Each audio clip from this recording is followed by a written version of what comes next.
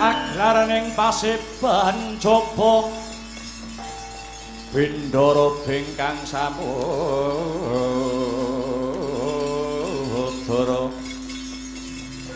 Abra busananing adya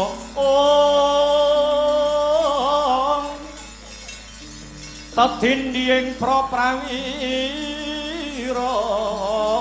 Rekyana Patih Sudira Didem kang sami sumewa imut latalah Paman Sengkuni kang sampun medaling jawi kula Dursasana nyadhong warti paman Paman Sengkuna ingkang sampun medaling jaba Dursasana nyungsung warta paman Sengkunar ingkang sampun wedaling latar. Dursasana nyadhong kabar manlatalah menapa ingkang dados wasing pirembakan wonten Stinggil. Negaring Amarta sak samunipun paduka paman Sarimbit kalian Kakang Mandura Prabu Baladewa kepareng rawuh wonten ing negaring Amarta paman. Kula satriya tirta tinalangkun karta marma cumadung dawuh paman. Lala paman. Dos pundi kabare pun? Wonten ing Stinggil negaring Amarta ngrebug babakan apa kula pun dulma gati nyauk nyungsun kabar Kados pundi sidane sida nyilih jimat jamus Kaliwasada apa ora Kula Ratu Sindhu Jaya Jatra cumadung dawuh Surtayu nyadong dawuh Swatama satriya pedhanyangan nyadong dawuh paman. Kabeh Kurawa kang wis padha mlumpuk gatekna rungokna kang sarta nglakonana. Dina iki aku Sarimbit kelawan sinuwuning Mandura Prabu Baladewa wis prapta lumarap ana ing negara Ngamarta saperlu ya kuwi nyilih utawa ngampil wujude jimat jamus Kalimasada.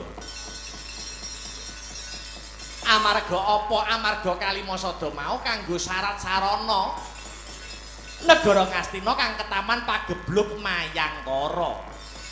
Nanging he para Kurawa, pirembugan ana ing negara Ngamarta durung rampung kedadak ana babak anglayani jujul anusuli. Ya kuwi ana tekane Petruk kantong bolong, wong pidak pedaraan loro saudon telu saurupan kere munggah bali anake Semar ya kuwi Petruk karo adine lanang ya kuwi si Bagong. Petruk kalih Bagong enten perlu napa kok sowan ing Ngamarta man? Perlune madha gawe Durga. Madha gawe niku karepe kados pundi, Paman? Petruk ya duweni niatan bakal ngampil wujude jimat jamus Kalimasada. Amarga kanggo syarat sarana anggone bapake Petruk ya kuwi Semar Badranaya kang duweni idam-idaman, duweni gegayuhan bakal mbangun kayangan. Lah iki sing dadi underaning perkara ya iki. Semar wong kere, Semar wong gedibal 17, lah kok duweni kepinginan sing aneh-aneh bakal mbangun kayangan. Bandane sapa sing arep nggo mbangun kayangan? Ampun ngaten lho, ampun ngaten. Ampun gampang nyepelekke karo liyan. Mbak Semar niku ing tata lair ketoke wong mlarat. Mbak Semar niku ketoke tata lair wong miskin. Ning Semar niku pangejawantahe Bathara Ismaya, pamonge tanah Jawa. Sampeyan ampun nyepelekke. Sampeyan yo durung ngerti to apa karepe Semar kok bakal mbangun kayangan. Mula aja sok nuduh sing ora-ora, aja sok nutuh sing ora-ora, Wis wae rasa kakean gunem sing tanpa guna. Kowe ya ora ngerti to apa niate Sengkuni, nak kowe ya ndak ngerti to Durmagati. Niat dos pundi, Anggonku nyilih jimat jamus Kalimasada ki sejatine niate Sengkuni kuwi ora kok kanggo nambani larane negara Ngastina, ora kok kanggo maluyake kahanan kang sarta swasanane negara Ngastina ki babar pisan ora. Niat paduka napa man? Niatku ora ana liya kejaba mung golek keringkiyane Pandhawa. Mula aku ngajak Sinuwun Mandura Prabu Baladewa merga apa? Sinuwun Mandura Prabu Baladewa kuwi wong sing dipercaya karo Prabu Puntadewa. Nek Kurawa dhewe sing nyilih tak kira ora bakal diwulungke Kalimasada. Ning nek ngerangkul Ratu Mandura Prabu Baladewa tak kira gampang. Iki engko Kalimasada yen wis sida disilihke karo para Kurawa, Pandhawa bakal ringkih. Merga Pandhawa kelangan jimat, Kalimasada kae ing tata lair wujude jimat. Ning sejatine kae dasare wong-wong Pandhawa, dasar negara sing ora kena ucul. Oh, lah dalah. Tinemune jebul duwene niat elek to. Wis elek apa apik urusan mburi. Nek ana penake kowe kabeh melok ngrasake. Mula kang mangkono, anggone nyilih Kalimasada tegese Petruk kantong bolong dadi pepalang. Apa maneh Petruk wis maneni karo Sinuwun Mandura. Iki wis genah serep nyawane Petruk. Wong Sinuwun Mandura Ratu Sekti Mandraguna pilih tanding sajroning ayuda kok dimungsuhke karo Petruk. Lajeng kersanipun paman kadosa pundi? Aku nganti kadang-kadang para Kurawa anak-anakku para Kurawa. Aku samar yen sing gurine Petruk iku mesti enek sing ndekengi. Yen Petruk ana sing ndekengi tegese ana bobol boroting perkara, Kurawa kabeh kudu melok jumangkah, Kurawa kabeh kudu melok kumrembyah. Nggih, ngestaken dawuh aman. Muga-muga antuk pengasih saka Gusti Kang Maha Asih ya Kurawa. Swatama kula wonten dawuh paman kaya adat saben ya Le. Metuan jaba undang Wadyabala pisan dandan kaping pindho mlumpuk kaping telu kabodholake. Surak semprang bareng tumandang cekel Petruk rangket tangane si bondo sikile pocok gulune aja nganti Petruk sing disilik jamus kali masada. Lho nggih ngestaken dawuh budal dina iki aja nganti kaya bocah cilik Sarama. Umre kang bala lumares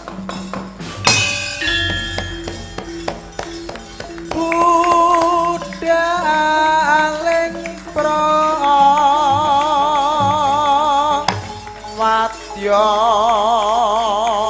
kuswa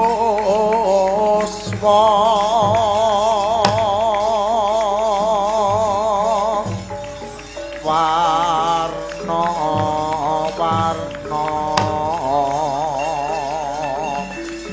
busanane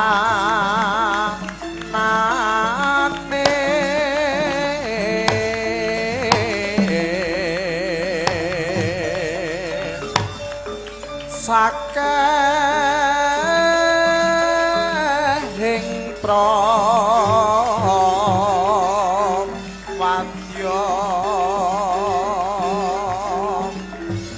abrabusana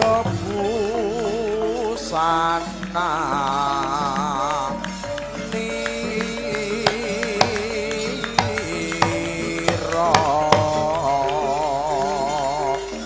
swarane rame gumuruh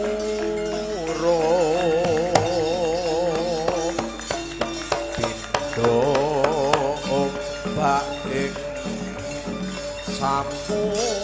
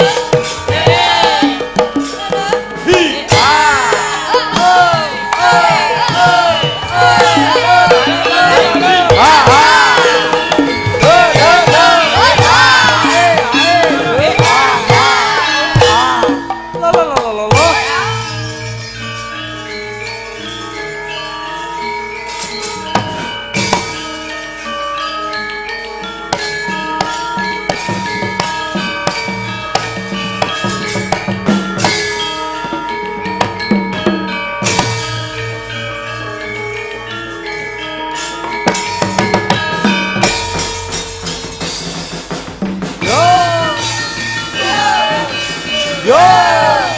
Yo. Yo. Ho ho.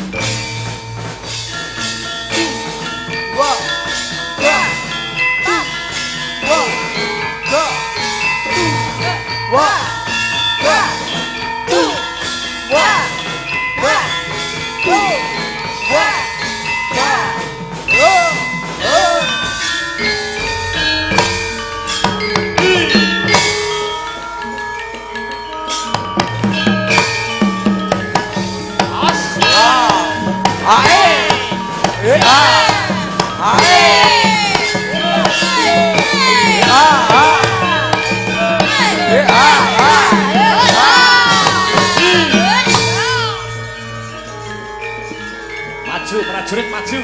Yo yo yo yo yo yo yo. Yo yo yo. Maju.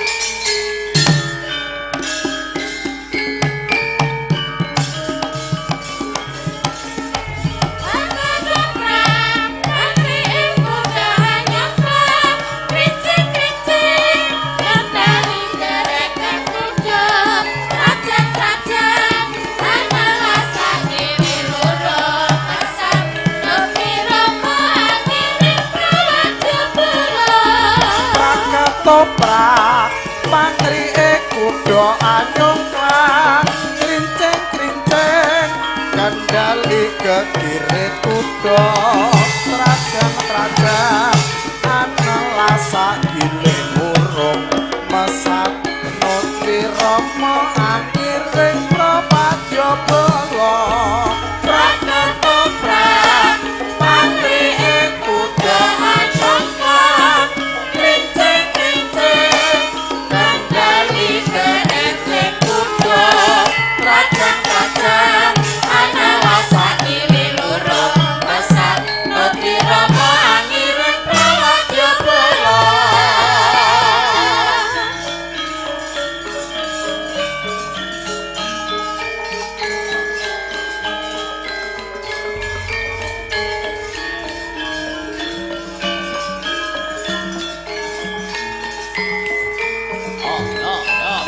yo yo yo yo yo yo yo yo yo yo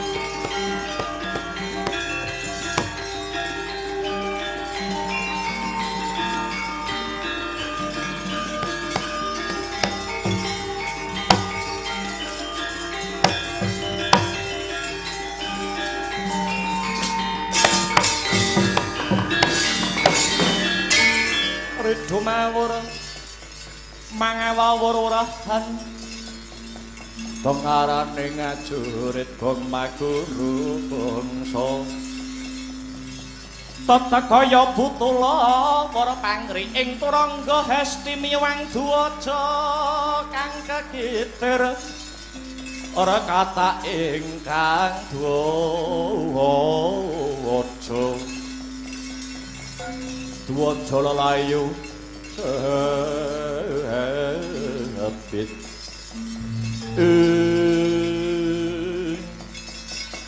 Kang Bagong piye Truk sajake kriwikan dadi grojokan kok Gong masalahe piye masalahe kae sawangen Gong ana gendera ku mlebet ing akasa kaya ana gendera warnane abang ana gambare ndas Banaspati kae sajake wadyabala saka negara Ngastina kok Gong ya ilahane arep nyang endi ya kae arep mrene goleki sapa ayo goleki aku ora masalahe apa kok goleki kowe lho sajake para Kurawa ora narimakake nalika ana sringgil negara Ngamarta.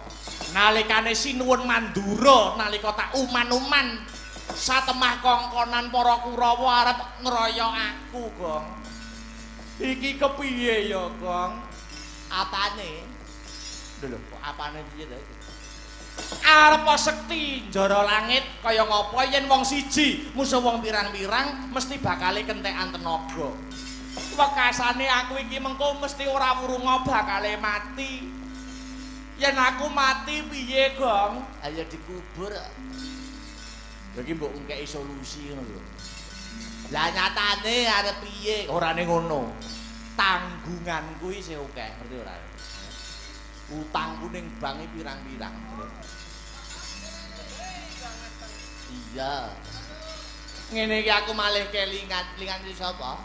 Kelingan karo wong Kendali Sada sing jenenge Anoman. Anoman. Biyen ki tau kandha karo aku. Anoman ki biyen tau meling karo Petruk. Truk, besok yen aku mulya, aja kuwatir, aku ora bakal lali karo lelabuhan. Ngono. Ha iya. Saking gedene lelabuhanmu menyang aku, Truk, Seksenana. Sak wanci-wanci kowe kapengkok ing Pancabaya, aku sing bakal belani karo kowe. Engko kepepet-pepete kowe arep dipateni wong pirang-pirang, kowe ora usah nyeluk aku bakale teko dhewe. Sing ngomong sapa? Anoman. Lah endi nyatane saiki? Lah ya kuwi kok. Nek nggur janji enggak akeh tunggale. Ini sing penting kuwi bukti lah nyatane. Ngerti ya aku diapusi karo Anoman kaya ngono. Biyen jaman cilikane Pas isih dadi munyuk, wah Anoman gecek ndase tenan apa. Sapa? Anoman lho. Anoman mbok gecek, tak gecek ndase. Nyatane apa gur janji tok. Janjani Petruk, bareng nyatane Petruk arep dikuruyuk karo Kurawa. Petruk arep dipateni karo Sinuwun Madura Prabu Baladewa. Jedol irunge ora. Sapa? Anoman. Anoman gecek ndase. Sapa kuwi sing mbok gecek? Anoman. Kasane apa? Kamangka dheweke iki pendhita lho, Kok. Sapa? Anoman. Sipating pendhita kuwi latihan pakarti kudu nyawiji, yen iya ya iya, yen ora ya ora. Sabdane pendhita kuwi kaya sabdane ratu, gitu. Pindha, kowe Kresna kang tumetes ana dlancang seta, sayekti ora kena dibusak. Ngerti ya Anoman nggo romong tok, nggo nyangkem tok nalika jaman monyet, jek cilik pas iki jaman cemong ora diacok ndase. Sapa? Anoman. Mbok dadi menungsa ki aja kakean ngrasani, Mbok. Becik mulat sarira ngrasa wani. Hanyel kok, pegel kok, genting kok, benci kok aku. Tanpa labane Petruk Anoman ki ora iso sukses kaya saiki. Misane unggur nyangkem tok gacok ndase. Sapa? Anoman. Anoman iki lho. Ngertiyane kedadiane kaya ngene Anoman cilikan nalika jek cemong kok kepruk ndase bablas nyawane. Sapa? Anoman. Sembah sungkem pangabekti kula katur den ya wis tak tampa gong. Aduh edan tenan Petruk iki. Dian iki. Truk-truke. Enek dompet jiglok ning guringe dompete sapa? Ayo genah dompetku.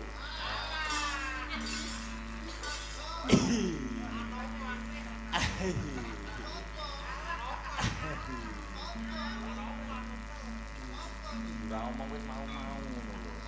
Lah aku wis kedhep ora krasa. Lah wis apa ngerti kowe kedhepe nggo kacamata ireng. Tak kira kowe mau ngaturne sembah pangabekti iki kanggo aku. Lah padha kirene nyembah. Nek pun dangu. Wis sawetara suwe. Truk dalem maju. Enten apa Gus? Besok wong kaya kowe iki nek mati sing bosok cangkeme sik. Ya nek kirane bosok lebune freezer no. Ana apa? Kula kelingan janji jenengan rikala daman kepungkur. Aku janji piye, Truk? Nek kowe kapekake Pacabaya, aku ora usah mbok undang, aku mesti bakal teko dhewe. Lah kowe lagi kena apa? Kula badhe dikruyuk kalian para Kurawa.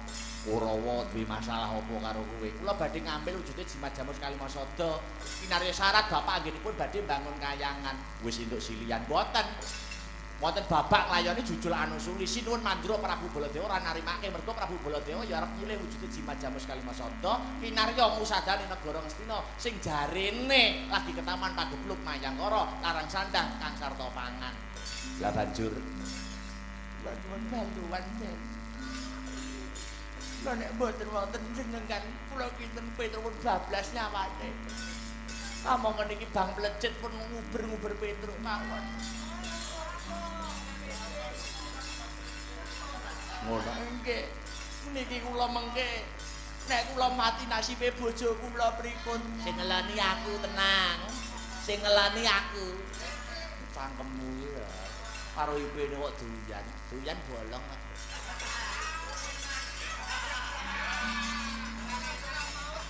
Padamu ora. Kowe njaluk bantuan, kula njaluk bantuan. Wis semingkira, Kurawa sing ngadepi karepe Anoman. Matur nuwun, Ndara.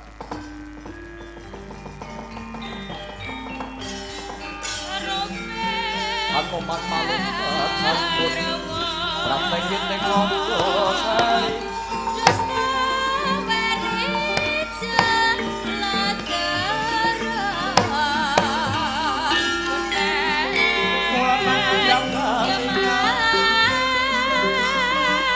Panodya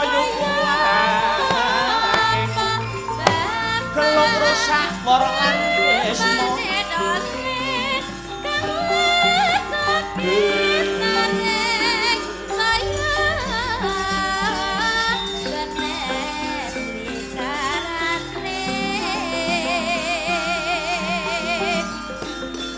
Kang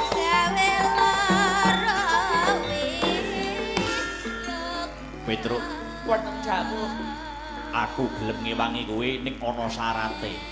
Syarate napa ben dibantu alih jenengan? Gandeng sing duwe masalah karo Kurawa ki kowe dudu Anoman. Nggih. Sing nantang kudu kowe. Sing nantangne Kurawa. Iya, sing nantang Kurawa kowe. Nek Kurawa ora trima, wayahe gelut Anoman sing maju. Kok kandha tak tantangne mlayu. Ora, aku ning gurimu. Kula tantangne Kurawa, jenengan nek wayahe gelut jenengan sing perang nggih. Yo, aja kuwatir.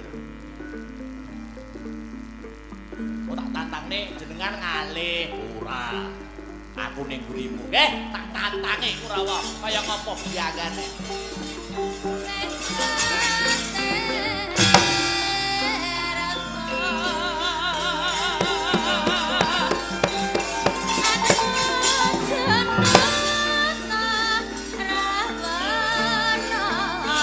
Oi! Oi!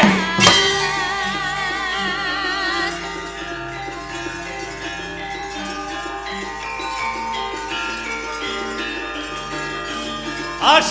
Hi! Hey! Ae! Ah! Ah! Ae! Ae! Ah! Ah! Ah! Ai ah! Ai ah!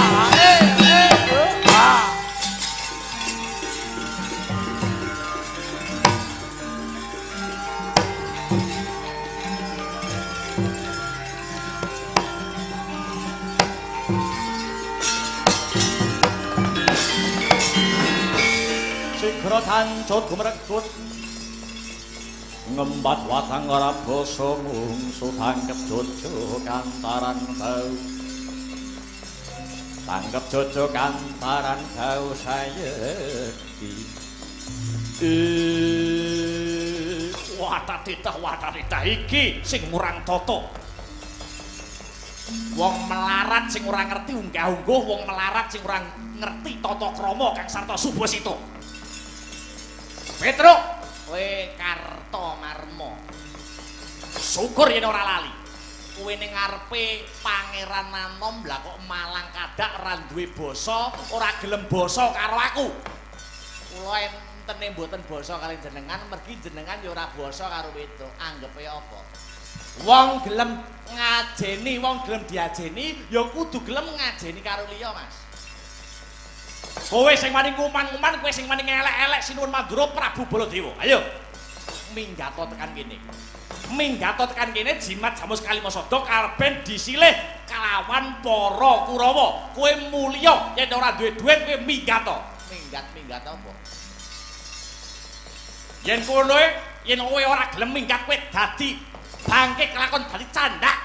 Kelakon dadi pengewan-ewan musuh karo para Kurawa. Kurawa 100 Petruk gur siji. Ora wedi. Anggepe apa? Petruk ora duwe urusan karo para Kurawa. Petruk urusane karo Prabu Baladewa. Ning Kalimasada bakal diampil ana negara Ngastina. Karepe negara Ngastina kahanane Waluya Jati, Jati Temah Nirmala. Kowe wani karo aku. Lho. Jenengan ngerti kewan cacing. Cacing kae didak molet, apa neh menungso, Cacing kae didak molet opone menungso padha-padha mangan segone padha-padha ngombe banyune. Petruk ora wedi, watone Petruk isih tumumpang ana dalaning bebener lan kautaman. Kowe ora wedi dikeroyok karo Kurawa, aku ora wedi. Anggepe apa? Man, kowe engko mlayu, Man. Ora aku ning gurimu. Aja mlayu, bocahe menteleng Man. Ora. Greneng-greneng guri apa? Macane ora. Kowe wani ora tidak bisu. Anggepe apa? Kowe bakale ora wurunga kentekan tenaga mergo dikruyuk karo para Kurawa. Tidak bisa. Baca itu fisabilillah wa ang waliku wa ang fusikum. Ngerti ora artine? Ora ngerti kulinamu mangan kirik ning kentingan. Kon ngerti dalil. Maksane apa? Kowe ora wedi, ayo maju, 1000 karo maju, 100 bareng terus. Mangsane apa? Petrus kowe wong kene wedi karo wong pangkat ngono piye? Ora bakal wedi. Man, engko mlayu. Ora. Aku ning gurimu melak deplok cengelmu lho kan. Tae menceleng yo. Ayo. Greneng apa? Ora enak greneng. Aku ngidu iki mau ning guri. Ayo. Maju ngecak tilang dilak ladene. Weh, ladalah ngemping ora gincah pati merai tatal. Grajew legan golek pohon pupuluk golek pacangan. Lakon tebiat kamu melangsati kamu hilang kamu Petro.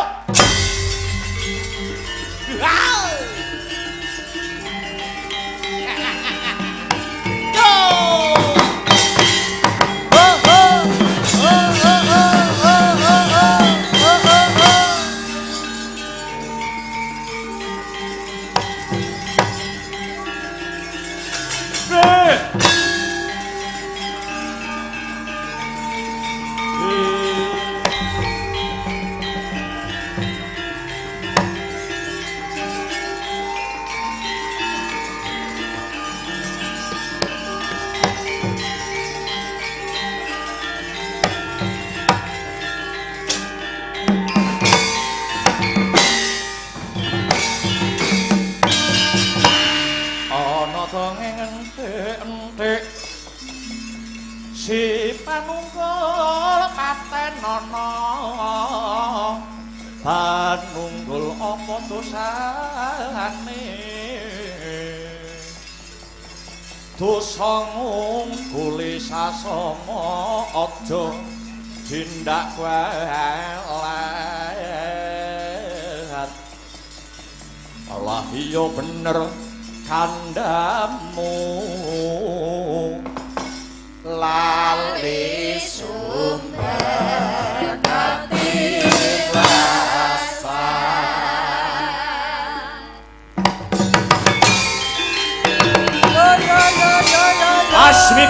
Masmi ber panonku pating kalebyur layak Petruk gembelo sing dadi sirai jebul kethek putih Anoman sing dekengi ana mburi apa apamu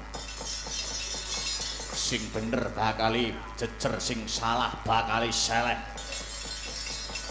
Anoman kowe aja melu-melu perkarane Petruk karo perkarane para Kurawa aja melu celeng boloten kebolatengen aku bakal mbelani Petruk njaba jerone pernah apa karo Petruk dudu sanak dudu kadang yen mati melu kelangan wis dadi niate Anoman bakal bebelo sapa wae kang tumumpang ana dalaning bebener lan kautaman edan-edanan kowe iki wis tuwek kempong perot jambul uwanen mlaku ora jejeg yen ora tinuwak nganggo teken kok wani ngadepi para Kurawa sing semene akeh Kartomarma piye kowe musuh karo Anoman iki petungen sing kanthi triti gelejahan sing kanthi lembut saringen sing kanthi permati kok ngono Kartomarma musuh Anoman kok menang Kartomarma ki ndek kapan jajal saiki nonton wayang dalange sapa tanggapane ning ndi bayarane pira Kartomarma kok iso ngalahne Anoman iya ayo ning ora sumpah prajurit timbang mundur durung besak kulite daleweran getihe luwih becik diati batang bagus wani karo aku entek wedine kariwani ini bagus gedhemu cilik dhuwurmu nek kopat kapitara buntute ulut apanging kedromano branjangan tengkang kandeling kulitmu jemengling sudanmu yen pancen pendhita sekti tanpa aji teguh tanpa meguru wateken aji japa mantramu wateken aji japa tumpal tebiat dawa sakti kamu rondo bojomu Anoman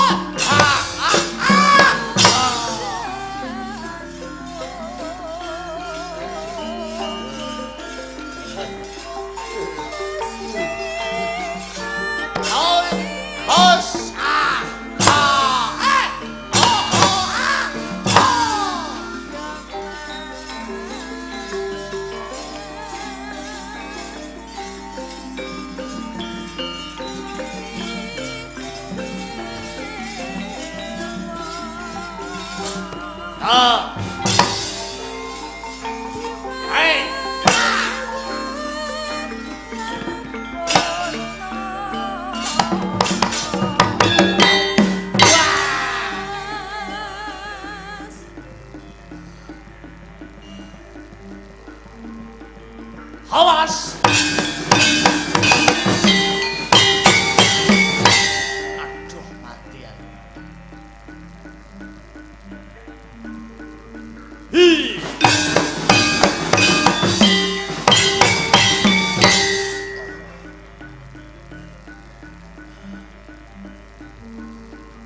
Hey!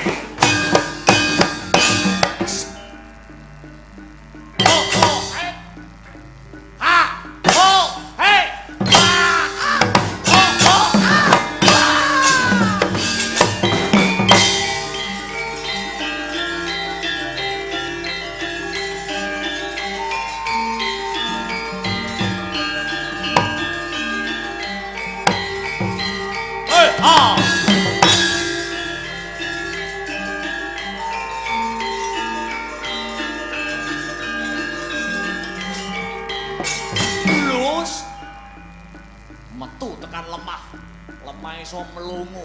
Ayo. Ha! Weh!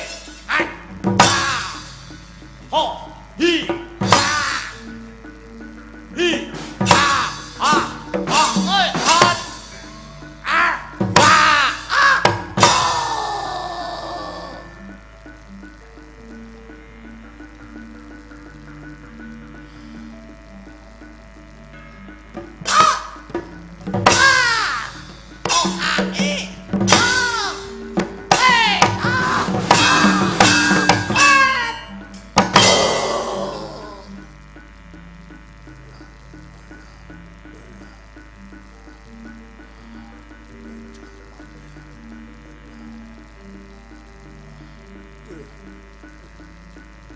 Ayo, adek musik, adek musik.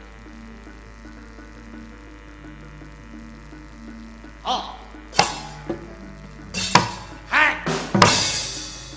Oh. Ah. Ah. Ho ho hit. Ha. Ho. Ho ho ho. Ho. Hai. Pas. Hot. Wah. Eh. Wah.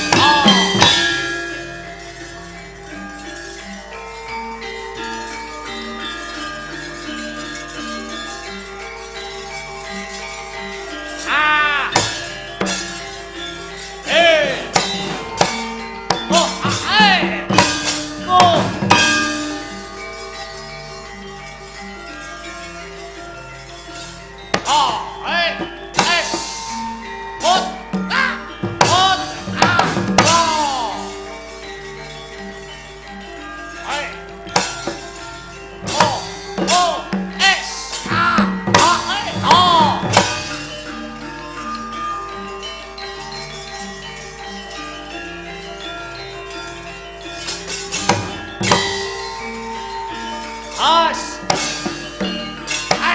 Lah. Ah. Oh. Ah. Oh. Ah. Ah. Ah. Ah.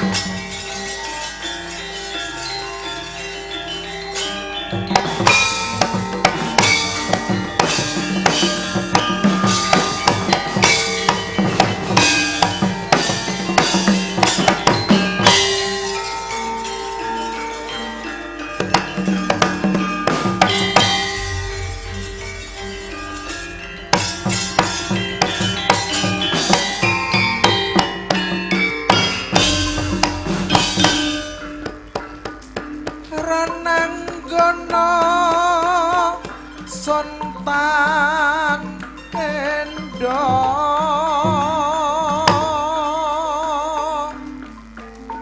den palangi datang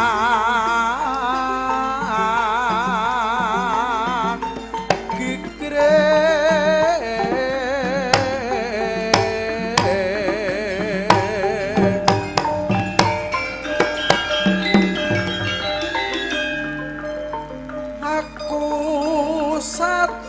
satriya dipdaya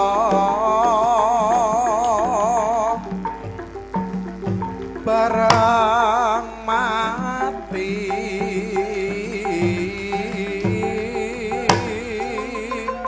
tak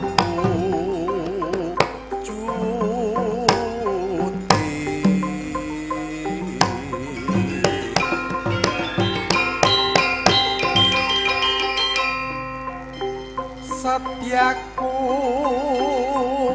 jroning ati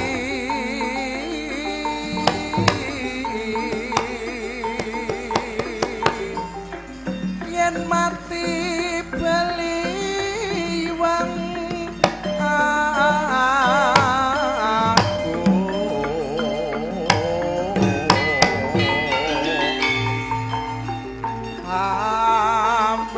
sun labuh bangsa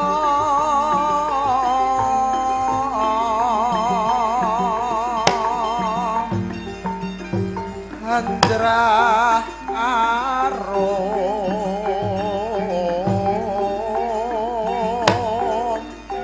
asma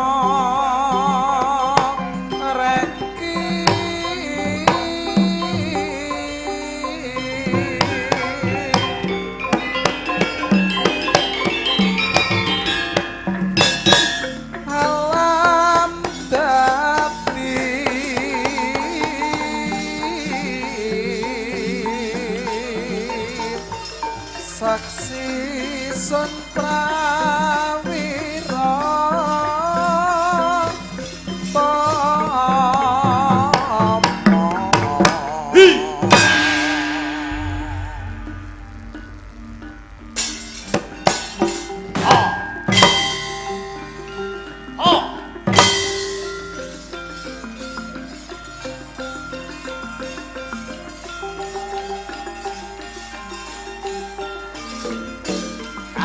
Kaca Jaya Drataya remet dadi ndok pangamun-amun kowe aja semekyan maju ya ah pa hai pa hot pas ah ho hot kas pa ho lo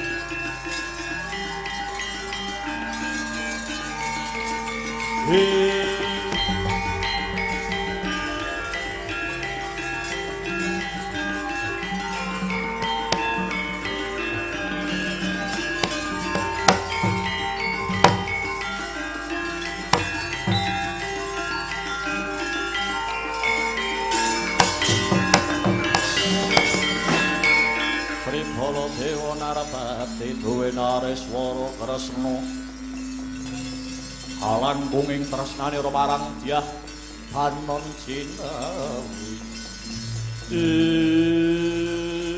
Sajake Petruk wis bosen ngemut legining kula jeleh nyawang sara teng srengenge. Wani ngadepi Nalendra Mantura Prabu Baladewa. Sing kula waneni dudu Baladewane. Ning sing kula waneni tumindak paduka ingkang sewenang-wenang. Ora nyawang wong pangkat apa wong melarat yen sing ngajeni sapadaning urip Petruk ya bakal ngajeni. Ning yen sugiya kaya ngapa karo wong cilik suwiyah-wiyah Petruk ora bakal mundur. Kowe apa ora wedi mungsuh tanding kelawan Baladewa? Pati uripe menungsa niku pinurba panguwasaning Gusti kang gelar jagat. Kowe apa ora wedi mati? Mboten wedi. Kenang apa Petruk ora wedi mati? Mergo bengi iki lakone dudu matine Petruk, ngoten. Seret nyawamu kowe. Lah, emang ketok saking Ngaji Jaya kawijayan sampeyan. Mati saiki apa sesuk tak anggap padha wae. Sapa bener bakal jejer, sapa salah bakal seleh. Trolong nenggala jengkel aku ada pihak sampeyan.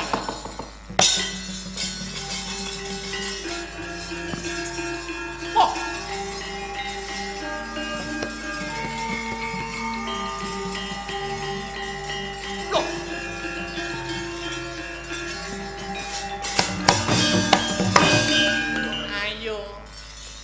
Sida mateni Petruk apa ora? Kok malah bingung ngarepe dhewe. Bajiret iki nenggal aku ngendi iki? Mau ketoke tak cangking iki. Wis genah ceblok ning dalan kuwi. Ora ana nenggala lugara sing paling ngilangi nyawamu.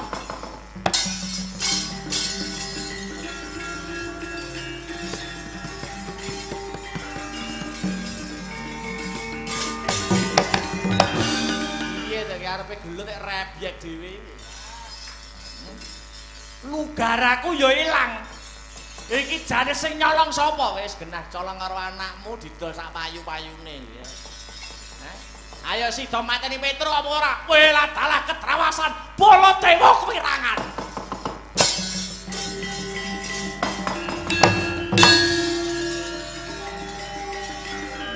Biar ora.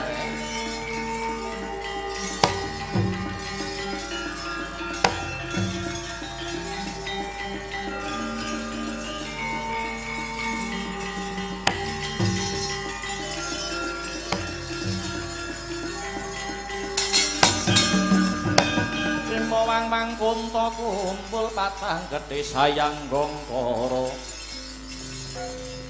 gadani Rama Batmabit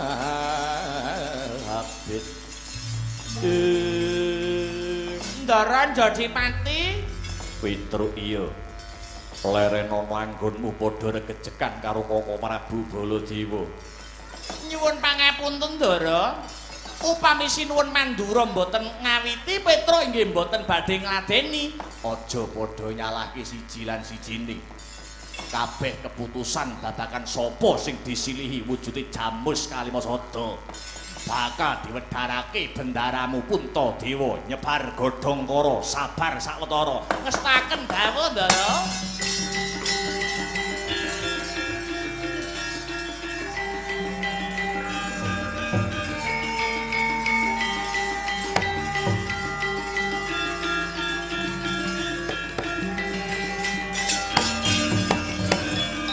Samar pamoring suksma sinupaya winahya ing kasepi sinimpen pelenging kalbu kados pundi cetanipun Ndara Ndara sinuwun Prabu Puntadewa Petruk sakbubare panjenenganing ingsun tapa brata maladi hening mring Gusti Kang Mahanasa awit ana wangsit sing tak tampa wangsit mau awujud pitukon utawa syarat maknanipun kados pundi lho sinuwun ora ngembungake kowe lan Koko Prabu Baladewa sapa wae bakal tak ampili wujude jimat Jamus Kalimasada lamun bisa mujuti syarat ya kuwi syarate wujude kembang kang aran kembang Jati Wasesa Sekar Jati Wasesa kapara nyata Petruk. Lho nggih menawi makaten kalilan kula nyuwun pamit badhe wangsul wonten Karang Kadempel. Saperlu matur dhateng Kanjeng Rama Semar babagan syarat wujude Sekar Jati Wasesa menika sinuwun. Iya, sing ati-ati sing dadi lakumu Petruk.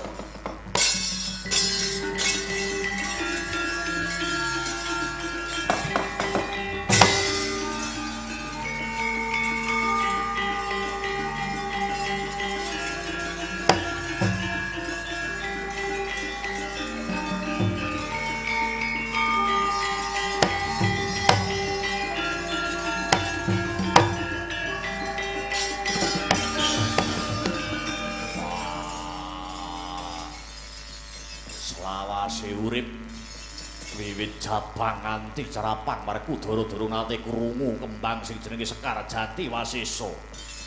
Nyatane wangsit sing tak tampa kaya mengkono Yayi.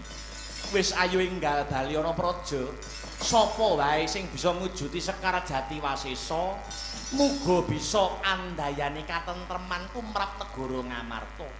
Sarta dadi pancatan timbule Yayi Janaka kang sawetara suwe murca saka praja ngestake dawuh marang kakangku.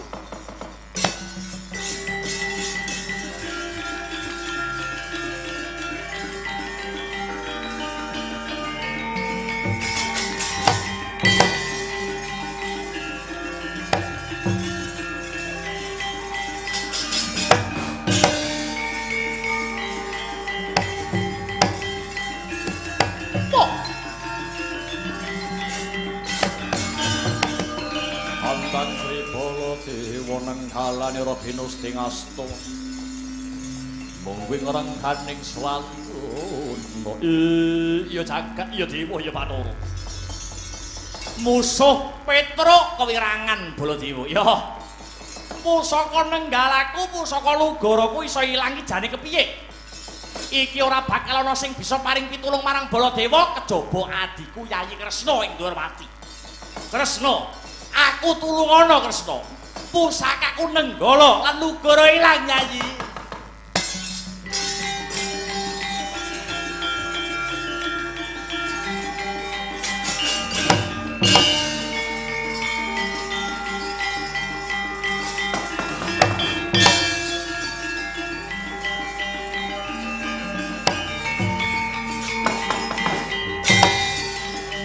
Ora mikir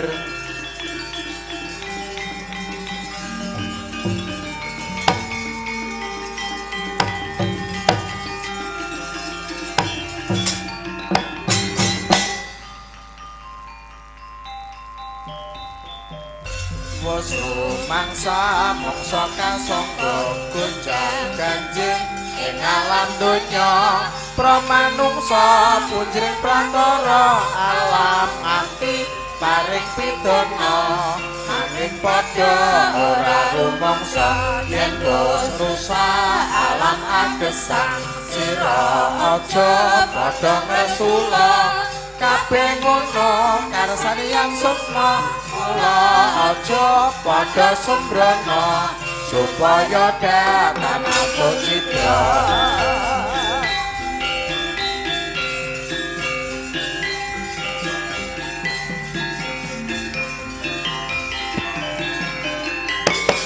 Raden Abimanyu kowe ning endi Raden?